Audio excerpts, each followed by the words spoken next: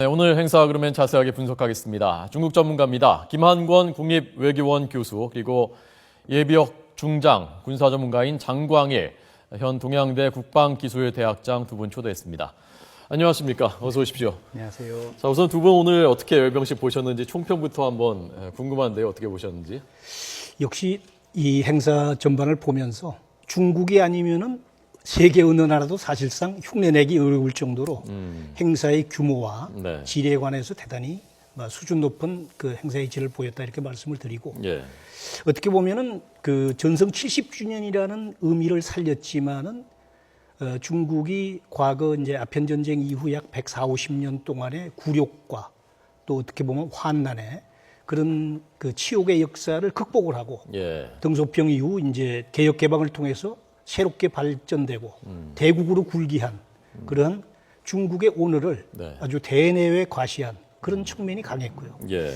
또 한 가지는 이제 어떻게 보면은 시진핑 개인으로 볼 때 소위 중국의 당전군을 갖다가 확실히 장악했다고 하는 것을 역대 그 주석들이요? 국가 주석들 보는 데서 전 세계 앞에서 예. 그런 과시를 하였고 또 우리 대한민국 얘기를 빼놓을 수가 없는데 네. 이런 중국이 정말 그 아주 심혈을 기울여서 기획한 이 중국의 큰 행사에 대한민국의 높아진 위상을 다시 한번 과시할 수 있는 예. 참 제가 볼 때 수천 년간의 한중 관계의 역사에서 요 정도까지 이렇게 한중 관계가 가까워진 이런 역사가 과거에 있었는가 하는 것을 다시 한번 평가하게 되는 네, 네. 그런 계기도 된 걸로 보입니다. 예. 박 대통령뿐만 아니고 한국인 출신 유엔 총장 부부가 네. 대통령 바로 한 두세 편 건너서 이렇게 계신 이런 모습들이 참으로 보기가 든든했다 예. 하는 말씀을 드리죠. 그러니까 맨 앞줄에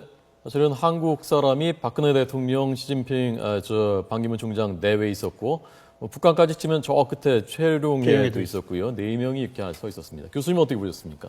예, 저는 두 가지 의미로 나눠서 생각해 보면 어떨까 싶습니다. 하나는 이번 열병식이 가지는 중국의 국내 정치적인 의미, 즉 많은 중국 인민들이 강한 중국을 요구하는 중국 공산당 지도부에 대한 국내 정치적 요구가 있었습니다. 그런 면을 충분히 충족시켜주고 이제 중국이 이만큼 강해졌다라는 것을 보여줌으로써 시진핑 지도부의 권력을 공고히 하고요. 대외적으로는 아직은 미국과는 분명한 군사력의 차이가 있지만 우리 중국도 이만큼 강해졌으니 중국의 핵심 이익을 비롯한 중국의 국제사회 지위를 좀 존중해달라는 그런 의미가 있었다고 봅니다. 예, 지금 저 시진핑 주석 표정이 많은 사람들이 얘기를 많이 했는데요. 뭐랄까 표정을 잘 드러내지 않으려고 일부러 한 것인지, 특히 사열할 때, 군 사열할 때 약간은 좀 심드렁해 보이는 표정이 아니냐라고 보는 사람들도 있었고요. 표정이 늘 계속 저 표정이더라고요.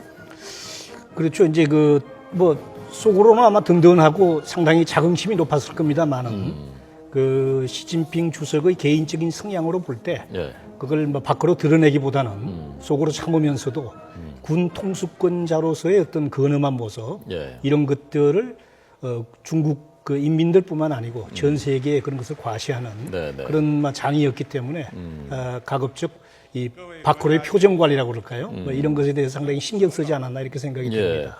오늘 지금 그 연설할 때 모습인데요. 시진핑 주석이 입고 있는 저 옷이 중산복이라면서요? 어떤 의미가 있는 겁니까? 예, 역시 손문은이라는 중국 공화국을 탄생시킨 중국의 존경받는 지도자의 입었던 옷을 대표하는 이름으로 그 이름을 따서 중산복이라고 했습니다. 예. 그 의미는 아마 두 가지로 볼 수 있을 것 같습니다. 하나는 지금의 중화인민공화국이 청대에서 신해혁명을 통해서 중화민국이 세워지고 내전을 통한 이후에 지금의 중국, 신중국이 섰다라는 이런 정통성을 이어간다는 의미와 또 하나는 이후에 중화민국이 대만으로 밀려났지 않습니까?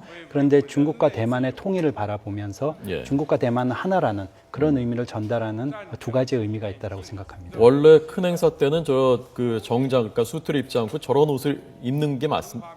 원래 입어왔습니까? 중국 지도자들은 주요한 행사에 예. 특히 열병식과 같은 행사에서는 전 중산복을 입고 등장하는 경우가 많았습니다. 과거에 마오쩌둥도 저런 옷을 입고 나타났었던 거죠. 열병식 그렇습니다. 때는요. 네. 예.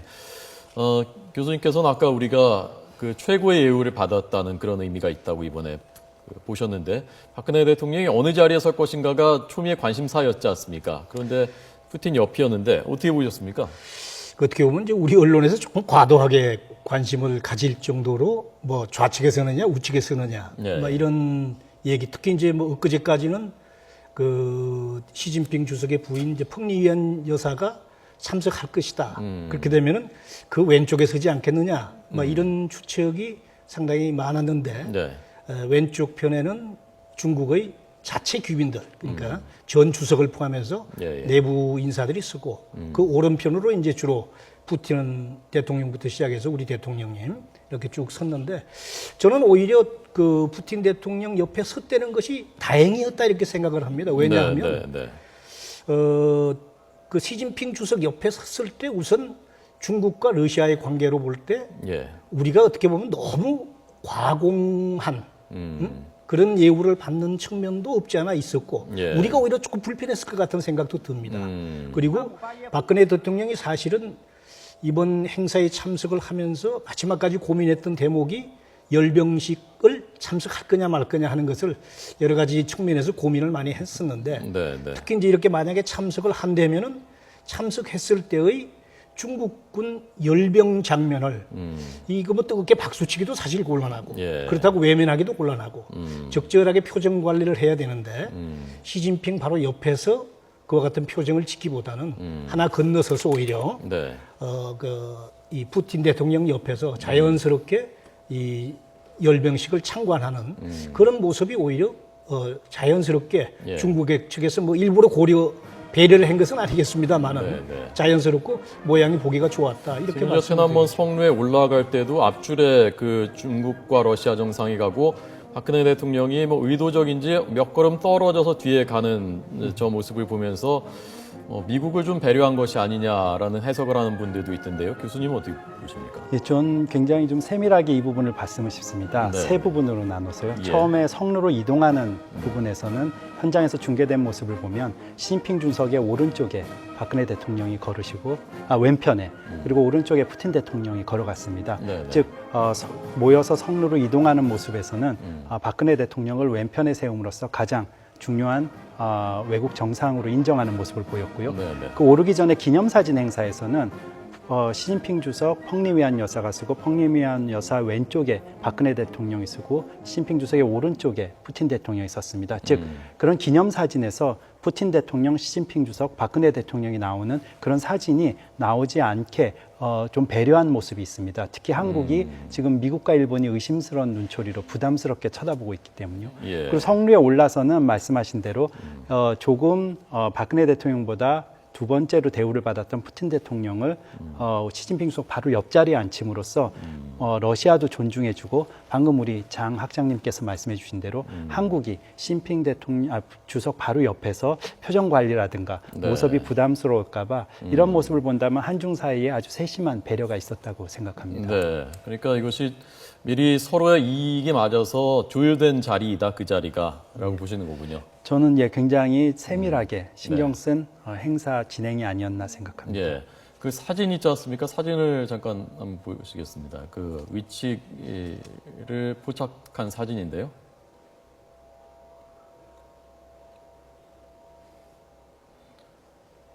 이제 걸어 나오실 저 때는 때죠. 걸어 나갈 때, 예.天安문 성루까지 가기 위해서 걸어 나갈 때였고, 조 사진이죠. 네, 이때는 그러니까 왼쪽에는 성로 지금 위쪽이. 장점이 보이고 오른쪽에는 푸틴, 박근혜 대통령 이런 순서로. 그러니까 우리는 시진핑 바로 옆에 서는 것이 대우받는 것이 아닌가라고 했었는데 그게 아니라 오히려 서로의 부담스러운 부분들을 줄여주는 그런 의미가 있는 것이다. 저 자리 배치가. 예, 성로에서 그리고 지금 이동하실 때는 네. 시진핑 주석의 왼쪽에 슴으로써 예. 제일 중요한 정상이라는 그런 예우를 받으셨습니다. 예. 최룡해 북한 대표는 정상이 아닌데 그래도 앞줄에 그 맨 말석이지만 앞줄에 그 자리를 주었단 말입니다. 이건 어떤 의미로 봐야 되겠습니까? 중국 측에서 그래도 어느 정도 쉽게 얘기해서 맹방으로서의 또 이런 대우를 하지 않았나 이렇게 생각이 됩니다. 또 사실상 그 최용해가 이 국가 원수가 아니거든요. 예. 30명의 국가 원수도 아닌 그런데도 불구하고 일단은 그 중국 쪽으로 봐서의 어떤 귀빈 대우를 예. 나름대로 하려고 하는 애쓰는 예. 그런 모습은 역시 북중 관계도 우리 한국과의 관계 못지않게. 네. 어떻게 보면 사실은 뭐 여태까지는 북중 관계가 우선이었고, 그다음에 한국 관계가 어떻게 보면서 그 부수적인 요인이었지만은 예. 달라진 위상을 보여주는 그런 가운데도 여전히 중국에 대한 북한에 대한 중국의 배려 예. 이런 것들은 무시할 수 없는 그런 관계다 하는 것을 단적으로 표현한 것이 아닌가 이렇게 보여집니다. 예, 지금 화면 보셨습니다만은 제가 그런 눈으로 봐서 그런지 모르겠지만 시진핑 주석이 그렇게 따뜻한 눈길을 주는 것 같지는 않은 것 같은 그런 지난번엔 왜 최룡해가 갔다가 군복 입고 있다고 해서 안 만나주고 다시 정장으로 갈아입고 겨우 마지막에 만나지 않았습니까? 오늘은 왜 그 최룡해는 저 인민복을 안 입고 정장을 입고 한 건가요? 예, 아마도 북중 사이에서 최근에 그동안 관계가 악화된 건 사실이지만 네. 개선을 바라는 그런 사인이 오갔었습니다. 어찌 보면 양측이 서로 상대를 부분적으로 배려하는 모습이 나왔다고 보입니다. 즉 여진을 남겨준 거죠. 예. 예를 들어서 지금 미중 간의 전략적 경쟁을 본다면 북한이 중국에 대해서 불신이 많고 많은 전략적 불신을 받았지만은 예. 그래도 아직도 전략적 가치가 남아 있습니다. 즉 이 부분은 즉 최룡해가 정상이 아님에도 불구하고 맨 앞줄 끝단에 자리 잡은 것은 네. 우리가 너무 중국이 향후에도 우리 편을 들어줄 것이다라는 즉 북한 문제나 북핵 문제에서 우리 편을 들어줄 것이다라는 희망적 사고를 조금 조심해서 주의 깊게 접근해야 되지 않을까 하는 아주 중요한 대목이라고 생각합니다. 네. 저 최룡해가 항일 빠치산이라고 하는 최현의 아들이지 않습니까?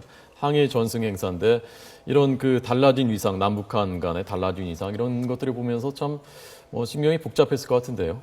그렇죠. 최용해보다도 어떻게 보면 이제 북한 지도부 특히 이제 김정은의 입장에서 이제 본인의 할아버지가 1954년도, 59년도 이 천안문 막루에 올라서 모택동 바로 옆에서 예. 자리했던 것과 대조하면 참 여러 가지 감회가 아마 격세지감을 느끼고 어떻게 보면 소외감을 많이 느낄 겁니다. 네. 그런 차원에서 이 중국 측에서 나름대로 이번 행사에 대한 배려를 방금 우리 김 교수님 말씀하셨던 대로 어느 정도는 그래도 배려를 하지 않았는가 이런 생각도 들고 또 이제 최용해가 이제 그 항일 빨치산 운동을 과거 김일성과 같이 했던 그런 점도 아마 중국 측에서 볼 때는 어쨌든 이번 그 행사에 동북 항일 연군이 예. 참석도 하고 했기 때문에 그 핏줄을 이어받은 최용해도 참석한 것도 거기에 아마 조금은 그 고려되지 않았을까 하는 예. 생각도 듭니다. 네. 동북 항일 연군이라는 것은 그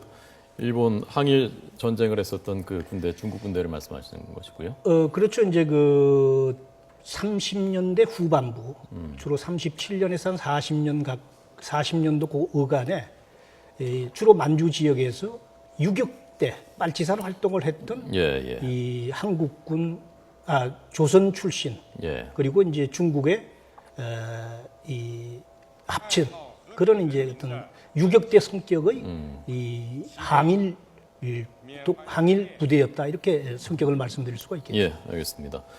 자, 오늘 그 열병식 화면들을 이제 좀 그 보여드리면서 열병식에 담겨 있는 여러 가지 의미들을 분석을 하도록 하겠습니다. 오늘 여러 가지 신무기들이 새로 공개가 됐고요. 일부는 또 안 됐다고 하는데 우선 저는 궁금했던 것 중에 하나는 오늘 군사 굴기 우뚝 섰다는 걸 보여주는 건데 인민해방군은 또 30만 명을 감축하겠다고 시진핑 주석이 선언했지 않습니까? 인민해방군을 감축하겠다고 한 것은 어떤 뜻으로 받아들여야 되는 겁니까? 중국군은 그간 덩샤오핑이 군 현대화 작업을 진행하면서 200만 넘게 이미 감축하는 그런 추세였습니다. 그리고 현재 국제사회의 군사 기술 고도화 추세에 따른다면 군대의 양보다는 질로서 즉 얼마나 정예부대와 디지털화된 그 특수부대를 유지할 수 있느냐에 관한 관건이었기 때문에 지금의 30만의 감군은 이런 국제적인 추세에 따른다고 볼 수 있습니다.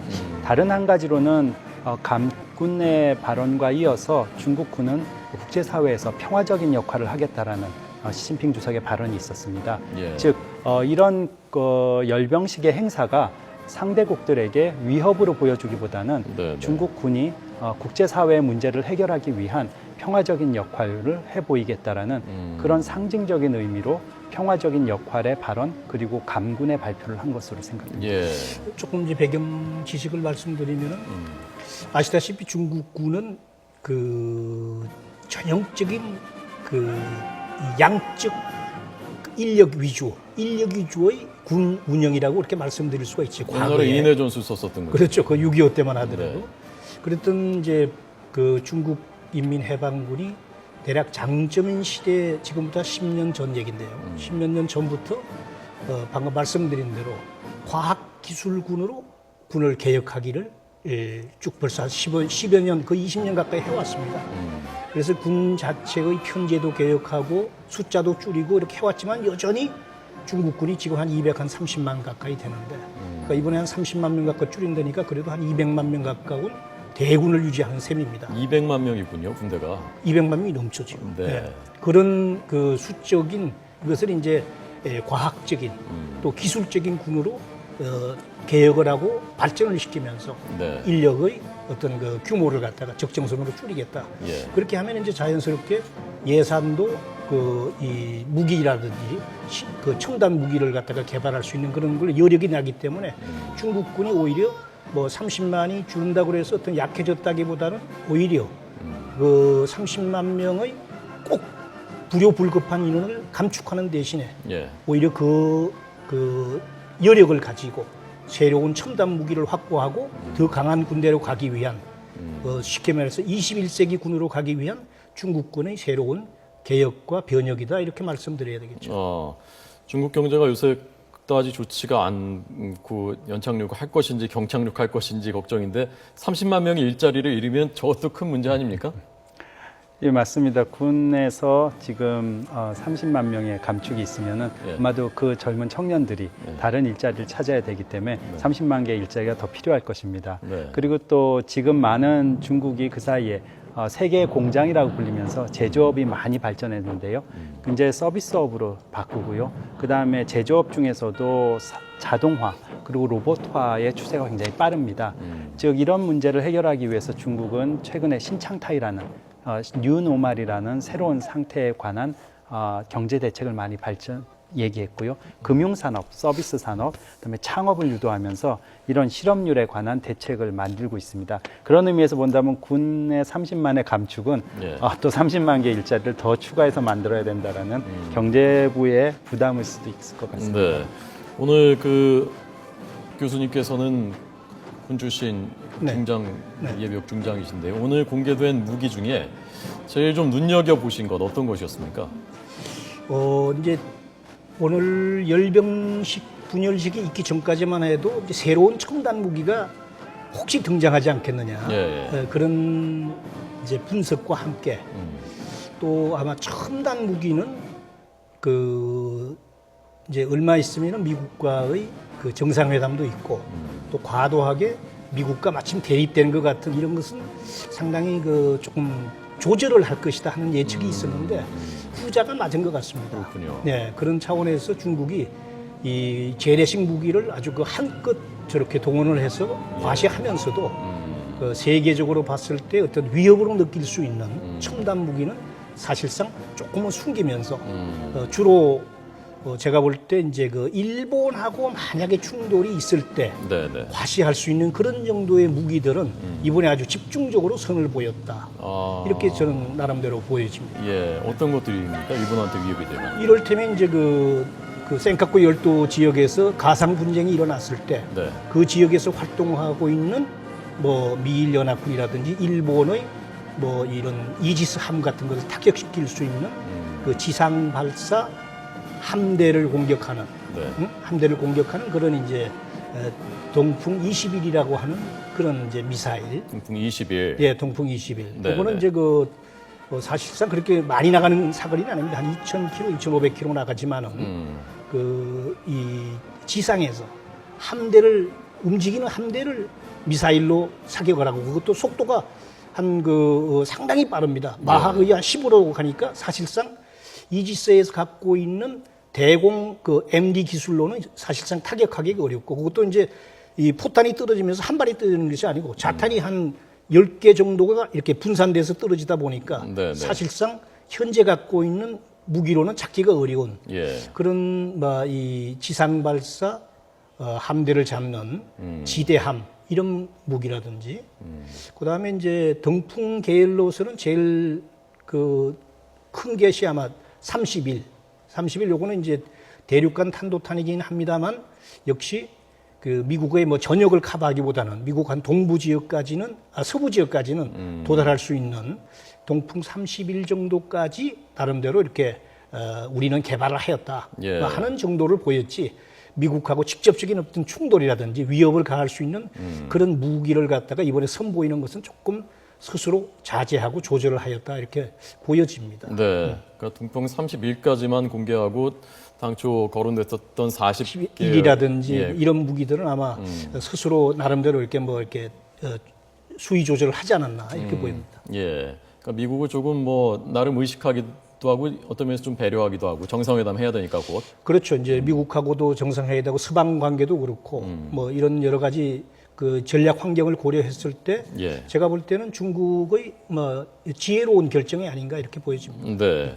오늘 그 장점인 주석도 오래간만에 사실 전 얼굴 봤고요. 후진타오 전 주석도 오래간만에 얼굴 봤는데 이번에 나올 건지 안 나올 건지 관심사 중에 하나였지 않습니까? 그 이 두 사람이 나왔다는 건 어떤 의미로 봐야 되는 겁니까? 예, 그동안 중국의 시진핑 주석이 등장한 이후에 반부패 정치 개혁에 관한 드라이브를 걸어왔었습니다. 네. 그럴 때 큰 걸림돌이 됐던 것 중에 하나가 원로 정치의 폐해였습니다. 그리고 반부패에 많이 연루된 사람들이 장점인 주석과 가까웠다라는 그런 의심을 많이 받고 있습니다. 실제로 가까웠던 사람들도 많고요. 그러다 보니 장점인 주석과 시진핑 현 주석 사이에서는 눈에 안 보이는 이런 알력이나 갈등 같은 것이 있었고요. 또 두 번째로는 장점인 전 주석이 건강이 노령으로 굉장히 안 좋았기 때문에 과연 북경에 이런 여행을 할 수 있을까도 많이 의심이 됐었습니다. 근데 이렇게 한 자리에 모였다는 것은 아무래도 시진핑 주석이 아까 우리 장 학장님께서 말씀해 주신 대로 지금의 지도력을 과시하면서 중국의 원로들과 현 지도부가 교류하면서 이러한 중국의 발전을 이루어 나간다라는 상징적인 모습을 중국 국내와 대외적으로 알리고 싶어하는 그런 상징적인 의미였다라고 생각합니다. 후진타오 전 주석하고도 관계가 썩 편하지는 않죠 지금 시진핑 예, 주석이. 그렇습니다. 후진타오 주석의 비서실장이었던 링지화 통전부 전 통전부 부장이 지금 조사를 받고 구속돼 있기 때문에 예. 현재 후진타오 전 주석으로서도 아무래도 조금 껄끄러운 입장이라고 볼 수 있겠습니다. 네. 자, 지금 저는 누구죠? 리포인가요? 저 옆에 지금. 장점인 주석과 후진타오 전 주석. 장점이었습니까? 선글라스 쓴 사람이요? 예. 선글라스 써서 그렇군요. 예. 어쨌건 건강이 어떠느냐 했었는데 일단 상하이 쪽에 있다가 온 거죠? 예, 맞습니다. 상하이에 살고 있다가 먼 거리인데 참석을 해서 나름 뭐 건강도 과시를 하는 자리이기도 했습니다. 교수님께서 오늘 박근혜 대통령이 저 자리에서 그러니까 어떤 표정을 짓고 어느 정도까지 뭐 손을 흔들고 뭐 그런 것이 관심이었지 않습니까? 근데 생방송 화면에는 많이 포착되지는 않았는데요. 그런 부분에서는 어떻게 평가하셨습니까? 적절하게 제가 볼 때 이 표정 관리를 지금 선글라스 낀 모습이 나오는데 박 네, 대통령. 그거는 이제 한참 그 프레이드가 진행 중인 때, 예. 뭐 좌측에 있는 분들도 선글라스 끼고 또 어떤 정상들은 또 웃돈까지 벗은 분도 있고 하기 때문에 예. 자연스럽게 이렇게 선글라스 끼면서 이렇게 관람하신 것도 뭐 괜찮았다 이렇게 생각이 들고. 예. 저 일어서지 않은 것도 의미를 담은 걸까요? 그렇죠. 이제 저 푸틴 대통령이 저렇게 일어섰던 것은 아마 그 외국군 중에서 러시아군도 이번에 참석을 했습니다. 그러니까 자기 군이 지나갈 때 그럴 때 일어서지 않았나 이렇게 보여지고. 아하, 예. 예, 그러나 이제 국기가 지나갈 때는 통상 다 일어섭니다만은 네. 그 외에는 이렇게 박 대통령처럼 앉아서 관람을 하고 예. 또 그렇다고 그래서 그 과도하게 이렇게 박수를 친다든지 이렇게 하기는 사실은 좀 우리 대통령으로 봐서는 예. 제한되는 그런 상황도 있었기 때문에 네. 네. 어제 정상회담에 대해서 어떻게 보셨습니까? 어제 정상회담 중에서 그 10가지 합의사항이 나왔는데요. 예. 제가 볼 때는 그 10가지를 다 말씀드리기 시간이 좀 제한되고 사항이 참 중요했다고 사항이 뭐였죠? 그 사항이 이제 이 이번 사태와 관련해서 긴장 고조를 시키지 마라. 이 긴장 고조를 시키는 어떠한 행동도 반대한다. 하는 입장을 했거든요. 예. 그 얘기는 이제 이번에 단지 목함 사태로 촉발된 이제 6개 항의 합의에 이르기까지 일련의 과정뿐만 아니고 예. 지금 이제 북한으로 봐서는 가장 공을 들이고 있는 것이 다음 달 10월 10일 날 있는 이 노동당 창당 70주년 행사인데 역시 예, 예. 그 70주년 행사에 저음해서 예.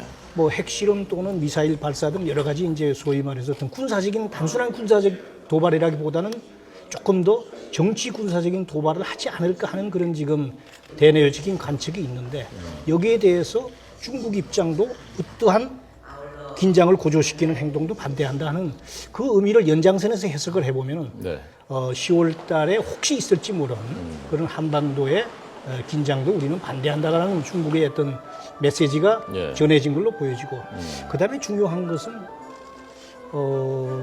여태까지 사실은 통일에 대한 그 얘기는 이제 뭐 학자들 간에는 있었습니다. 1.5% 얘기라든지 이런 데서 있었지만은 정상회담을 통해서 양국이 한반도 통일에 관해서 심도 깊게 토의를 하고 그 결과를 이 정상회담 발표문에 한 것은 전 처음 봅니다. 네, 예.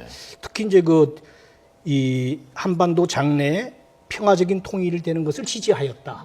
우리 대통령의 이제 이 신뢰 프로세스와 함께 그 대통령께서 이제 이런 대박이라고 하는 통일 대박론을 갖다가 쭉 끌고 가고 있는데 예, 예. 이런 어떤 그 한반도의 평화 통일을 지지한다라고 하는 것은 사실상 앞으로 우리가 어떤 그 위기 또는 통일로 가는 길목에서 중국이 어떤 의미 있는 역할을 한다는 차원 예, 예. 또 중국이 건설적인 어떤 역할을 앞으로 시사한다는 그런 의미에서 다른 것보다도 대단히 의미가 있는 예, 예. 한중 정상회담의 결과물이지 않나 이렇게 생각이 됩니다. 저도 사실 그 부분을 좀 주목해서 봤는 통일에 대한 부분이 어제 논의가 됐다는 것.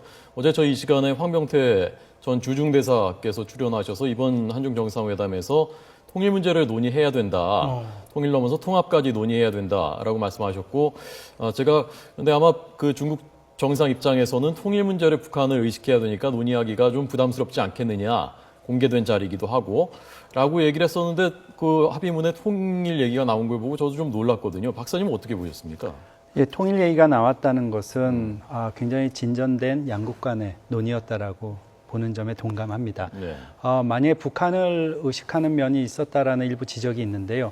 사실 중국의 지도자가 북한에 방문해서 통일에 관해서 논의할 때 네. 항상 평화적이고 자주적인 통일을 강조했었습니다. 즉 북한도 한국과의 통일을 원하고 한국도 북한과의 통일을 원하기 때문에 원칙론적인 입장에서 중국이 한반도의 남북 간의 통일을 지지한다는 것은 맞습니다. 근데 예. 우리가 한 가지 조심해서 봐야 될 것은 한민족 간의 통일을 지지한다는 면이 있습니다. 그동안 북한에서 자주 사용하고 한국에서도 가끔 사용했던 자주적 통일이라는 문안에서는 예. 자주적이라는 표현이 한미동맹 그리고 통일 후에 미국의 역할에 관해서 상당히 제한을 두고 싶어하는 중국의 의사가 담긴 표현이기 때문에 조심해서 썼는데요. 이번에 그 자주적이라는 통일이라는 표현은 안 썼지만은 한민족이 주체가 돼서 이룩하는 통일을 지지한다는 표현으로 이렇게 둘러서 결국은 자주적인 통일을 얘기했습니다. 즉 이 부분은 향후에도 한중 간에 그리고 한미 간에 통일 과정과 통일 후에 미군의 역할과 한미동맹의 역할이 어떻게 정의될지에 중국과도 많은 논의가 필요한 부분이라고 생각됩니다. 예, 지금 그런 논의가 이제 물꼬를 트고 한중 정상이 처음 공식화했다는데 상당한 의미를 둬야 될 넘어갈 뻔했는데 그 부분 짚어주셔서 교수님 고맙습니다. 오늘 두 분 말씀 여기까지 듣겠습니다. 잘 들었습니다. 고맙습니다. 감사합니다.